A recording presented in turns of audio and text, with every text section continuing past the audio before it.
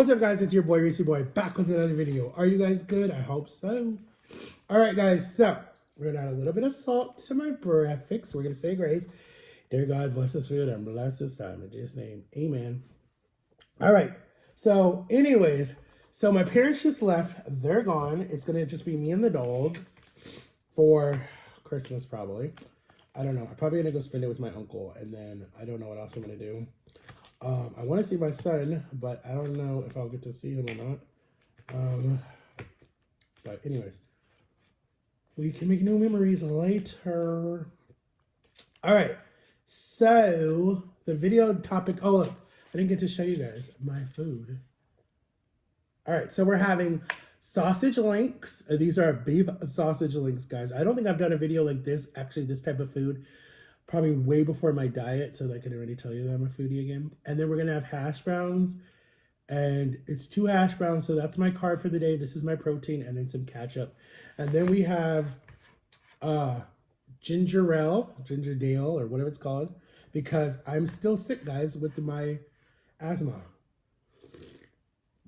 And then we're gonna talk this morning, okay? And then we still have Cody over here.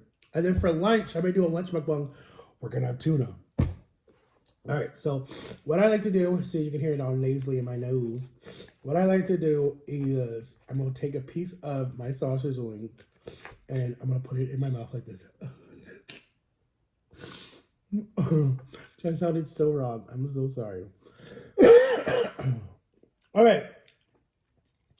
So the topic for today, guys, you guys get the first bite. Yum. There's a lady on TikTok that she says, yum.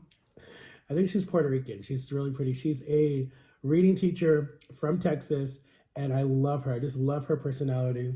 I just love people that say mija, and they're opening and they're loving, and I don't know. I just love the Puerto Rican, Cuban, Dominican, Mexican, all of that community.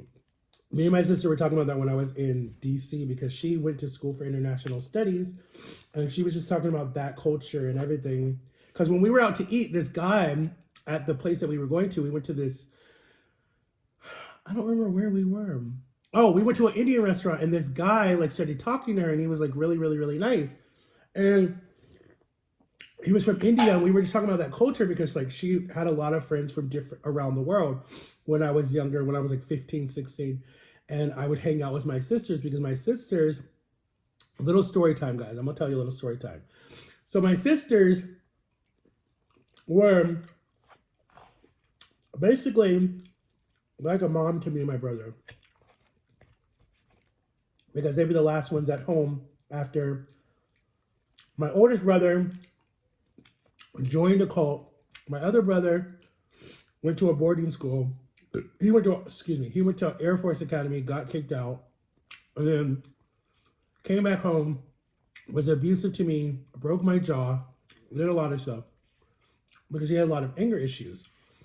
My sisters would babysit me and my brothers a lot, because my mom would go do stuff with her friends and my dad would work. And then when they weren't allowed to have boys over, because they had a lot of friends, they said, you know what? That's it. We're going to move out. So they moved in with their best friend, one of their coworkers from work.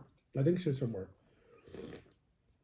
Maria, shout out to you, Maria. I don't know where you are. They moved in with Maria. Or no, Mata. I said her name wrong. Mata. They moved in with her. Excuse me. So on the weekends, because by this time me and my brother were both in a Christian school, and we weren't homeschooled no more. So on the weekends, and we were selling our farm to move here, so we got a rental house up there in Ohio. And then I already got kicked out of the private school, and I was going to a public school. And my sister on the weekends would come and get me and my brother, and we would go hang out with them, and we would go shopping. We learned how to hold a purse and tell a girl like how she looked. We learned how to be like pull out chairs. Like my sisters were just like super, super cool. Like they were fun. Like they loved, like we didn't like them when they lived with us. Like we all didn't get along when they lived with us. We just thought they were mean and annoying. But like when they moved out, they were so fun. Like I just loved hanging out with my sisters and getting away from my mom. So when they would get us for the weekends, we would go to their house, we would watch movies, we'd stay up late, They would leave us in the apartment when they would go to work and leave like a bunch of food and stuff and like whatever they wanted to leave in the refrigerator for us, but just tell us like we can't go outside and we can't open the door to like strangers or anything like that. And back then it was a lot safer. A lot of kids weren't kidnapped as much as they are now. So you were okay. And then like my sister's roommate would be there. She would just be in the other room sleeping because she worked a different shift. So, and then when they moved in together and got their own apartment, then my best friend Steve, shout out to you, Steve, he would come and hang out with us. And we did my mom's 50th birthday. We threw her a big surprise party, invited all her friends, because it was gonna be like her last birthday party with all her friends. I had my best friend Steven there. My brother had his best friends there, and their mom, and their dad, and I don't know, it might have just been the mom. We had fun for her 50th birthday. Me and Steve were the valets, and so people would give us their keys, and we would drive and park them across the street. So I've been driving technically without a license for a long time, but anyways. When you're in this small country and you already know the judge, the lawyers, and the officer, it really doesn't matter. They know you're a good kid, so they don't really care. But if you move here, it's different. I got to tell you guys some of those stories too, of what I got away with as a kid. So anyways, so my sisters were like my best friends and everything, and they were like who I told like everything to. Like I never really told my mom anything. I still don't to this day. And that was what I wanted to talk about. When you're raising a kid, right? And when you have that, God gives you that blessing of a baby, right? In your arms, right? And if it's your real child, your stepchild, or your biological child, whatever the role is, right? If you're an uncle, auntie, grandparent, whatever it is, and God allows you to be around a child, right? The respect and the loyalty and them feeling safe with you, to me, that matters a lot, because in my childhood, I didn't feel safe with a lot of people because a lot of people did me wrong. But I always felt safe with like my sisters and my best friend, his mom, and then my Aunt Cheryl. Shout out to you, Aunt Cheryl. We got to do a video together. I always felt safe with them and my Uncle Richard and my cousins and my Aunt Jack and my cousin and his wife. But I just never felt safe with like my own parents. Like if I got married or if I got engaged, I wouldn't tell my parents until probably the week before the wedding. Just be like, hey, I'm getting married this weekend if you want to come. Because I would not want to hear, are you sure? Do you know who she is? Blah, blah, blah, blah, blah. We need to meet her. No, I'm not doing that. Like, they're so old school. It's like they need to pick the wife for you. You need to court her before you marry her. And I'm not saying that's bad. It works out in a lot of people's situations. But then it doesn't. Because in some culture, the woman has to marry a very abusive person. And same with the husband. He has to marry a very abusive person. And then the parents make you stay in that marriage because they don't believe in divorce. And I don't think that that's right. Excuse me. But like with my child and me are super, super close. We tell each other, we tell each other everything. We just don't have secrets, right? And I think that that's good, because at the end of the day, if something happens and your kid is like, dang, I don't know who to tell, it's good to have that relationship. I'm not saying you need to be buddy-buddy with your kid either. Like, you need to have like rules, and there needs to be respect. But at the same time, you don't have to be so strict that your child doesn't feel safe to tell you something. I feel like your child should have a right to be like, hey, this is what's happening to me at school, or this is what's happening to me in a relationship, or da-da-da-da-da.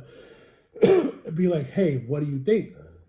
So why I brought up my sister is because me and my sister, or one of my sisters, the one that I go see a lot in DC, we're super, super close. We talk like every day. I tell her everything. I feel safe with her. She feels safe with me. We talk, right?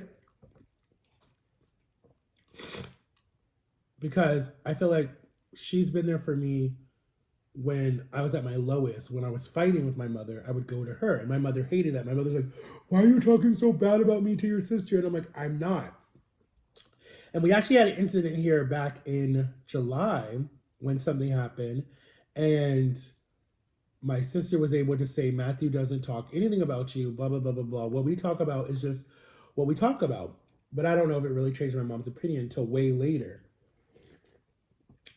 But if you have someone in your life that you can trust, that you can go to, that you can be like, hey, this is what's happening to me, or this is what's been happening to me, that is good.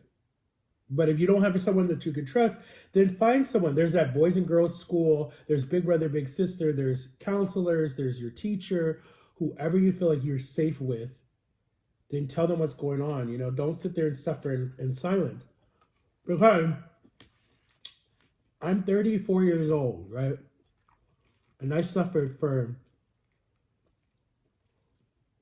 pretty much all of my childhood, pretty much all of my teens, pretty much all of my 20s, just when I got into my 30s, after I almost died,